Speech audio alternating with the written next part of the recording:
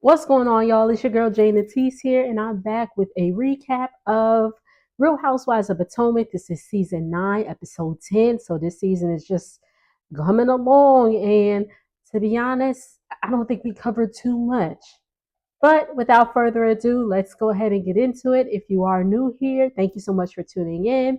If you are returning, welcome back. Let's go ahead. So we open up with Giselle and her kids. Angel and the door have graduated from high school. Angel graduated with a 4.2 GPA and the door with a 3.9. Go ahead, girls. Black girls rock. They are going to college, two separate colleges. I think one is going to Hampton and the other one's going to Spelman. I don't know which one is going to which, so don't hurt me. Anyway, and Grace is there. It's the summertime, so Grace is home from college, and twins are getting ready to go. Giselle talks about, her father, and she talks about the will. So he had a will drawn up years ago, and somehow that will disappeared. Okay. And there's a new will out there that he allegedly signed. I'm gonna say allegedly. Allegedly signed like 2 days after his brain surgery, and Giselle was like, "That's not possible because I was there. He couldn't do anything for himself. Let hold a pen, anything. So obviously not in right sound in mind, and it was forged. So she's trying to get that will thrown out. So if that will gets thrown out in the state of Georgia where he was, um, he would have died without a will because the original will is gone. So if that's the case, then his kids or whatever his descendants get 2/3 of his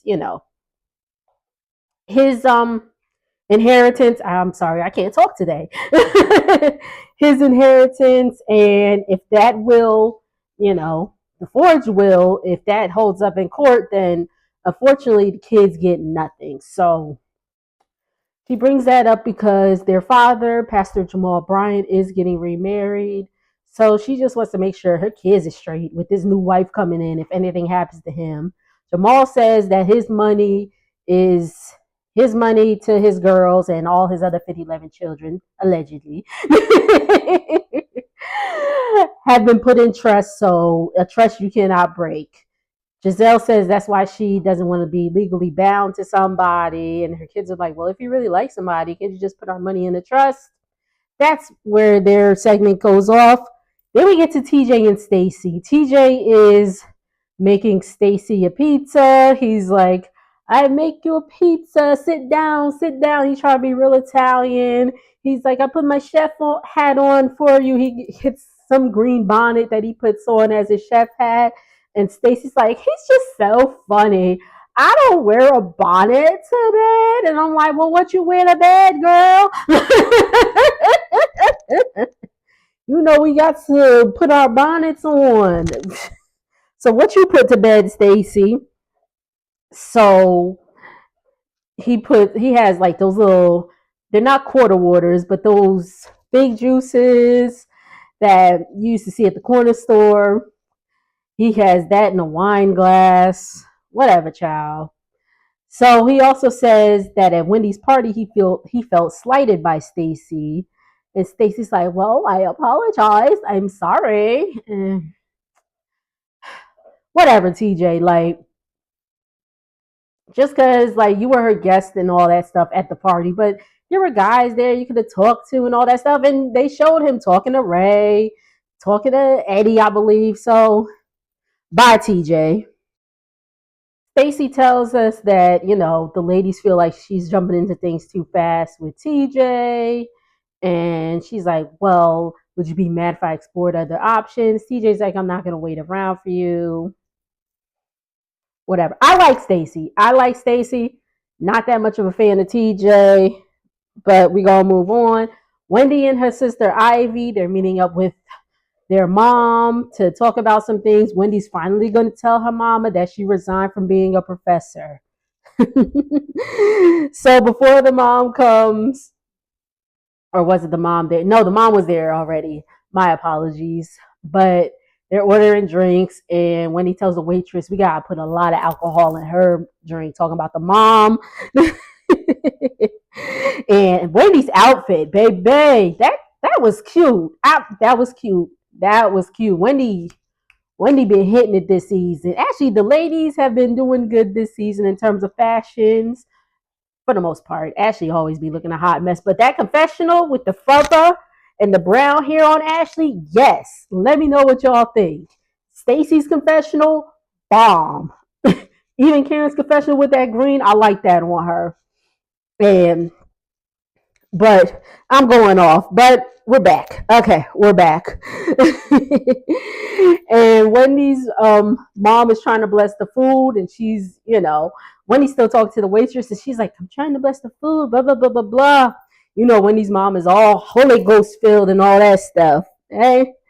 So Wendy tells her mom that she resigned from being a professor.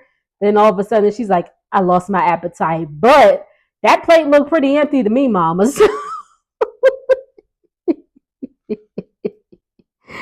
So first she was like, are you crazy? Blah, blah, blah. Then after she got over the shock, she's just like, if you're feeling stuck, don't stay someplace you feel stuck. Do what makes you happy. You got a lot of opportunities.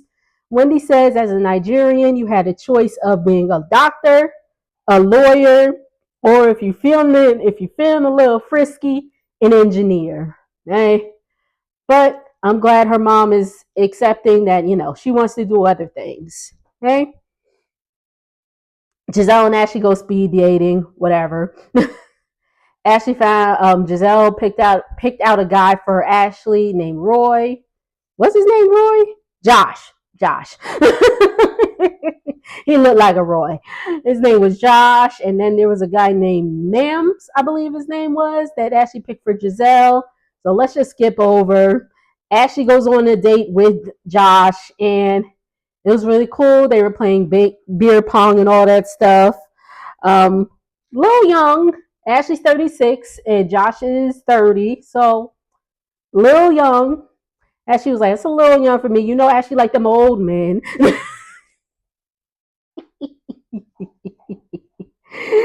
So, but it was a cute date. They kissed. Moving on. So we go to Karen and Ray. Ray is really, really admiring the pool cleaner. Ray, you showing your age. She looking like, I ain't never seen nothing like this before.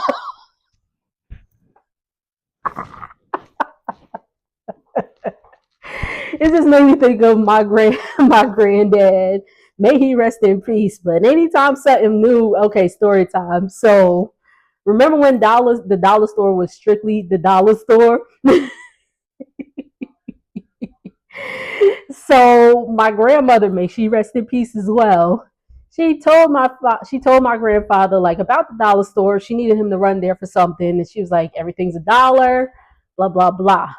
So he comes home and he's like, Bay. They used to call each other Bay. He's like, I went to that store and everything was $1. And she's like, yeah, I told you. Yeah, I told you. Everything there is $1. If y'all that know me in real life know that that's how my grandparents used to banter around. Lord, I know they in heaven bantering like that still. But anyway, and my grandfather be like, he's like, so you mean to tell me everything in there is $1? And she's like, yes, everything's in there $1. So he's like, so if I want a can of soup, it's $1? Yes, it's $1.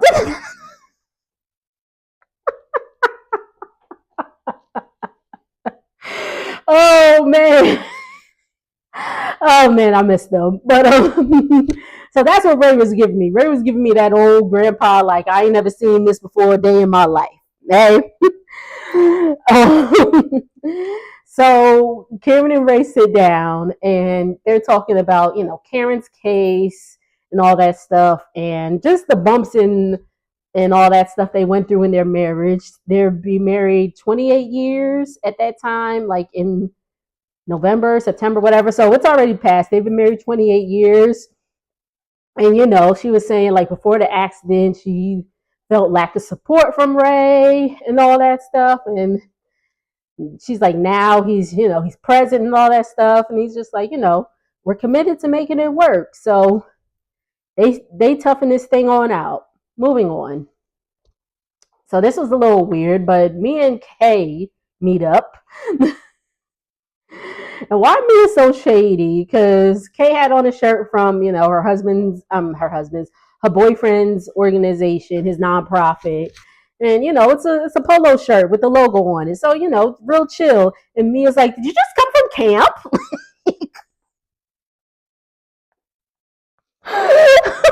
Damn Mia. So Kay says, "No, this is from Greg's nonprofit. Blah blah blah blah blah." And Mia says she reached out to Kay because Greg is a social worker and she's trying to figure out G's moods and all that stuff. And Kay's like, I'll let Greg know, he can send you some stuff and we'll go from there. Now Mia is there with the kids. They're getting ready to bake cookies. Jeremiah's 7 or 8, believe he's 8.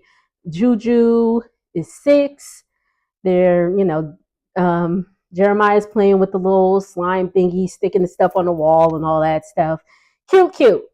Gordon comes over because y'all know he just lived right upstairs because they wanted to bake cookies as a family and all that stuff.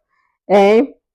And actually, before Gordon, came through, Jeremiah asked Mia, why do you and Dad live separately?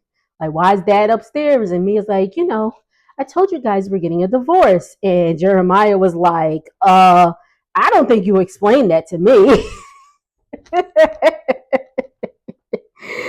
And Mia asked him, does it make him feel sad? And he was like, I have mixed feelings about it. He's such a cute little Poindexter kid. He's so cute. Adorable. The kids are adorable. And Jeremiah, you can tell, is really smart.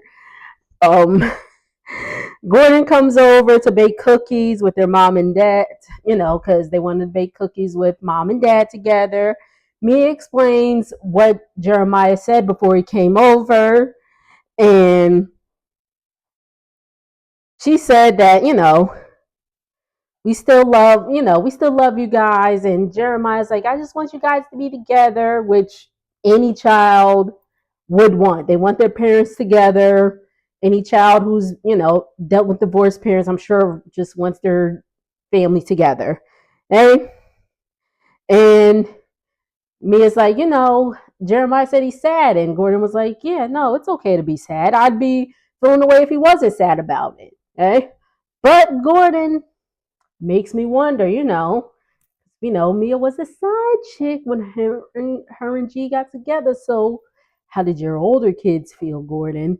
I want to feel bad for Gordon, but at the same time, he left his wife to be with Mia, and now Mia leaving him to be with Ink. So you may say it's karma. I say it's a little bit of karma. So I can't feel that bad. But they're still talking.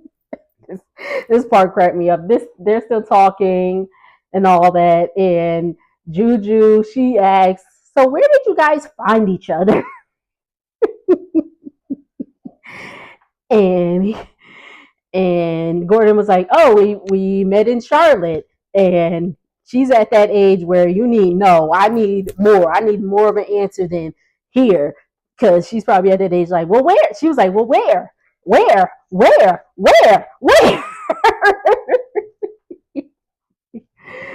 So he said, we met at a club. Y'all know they met at the strip club when Mia was, dancing. But them kids don't need to know that at this point. Okay? And Juju asked her dad, what if Mr. Ink likes her mom or marries her mommy? And Mia said, are you guys okay if mommy and daddy don't spend forever together? And Juju was like, no. She's like, this, you get what you get. But poor Gordon looked like he was gonna cry. I felt bad because he looked like he was gonna cry. But Mia talks, she sends the kids to play, and she talks about, they have to start setting boundaries. She's like, well, Ink feels like I'm not emotionally available to him, and blah blah blah. So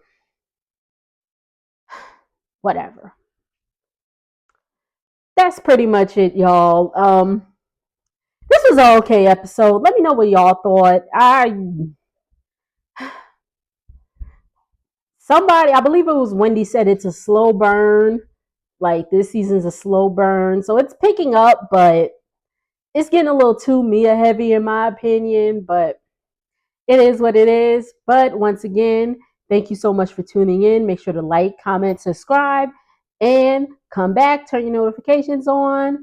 Come back to see more videos, and later.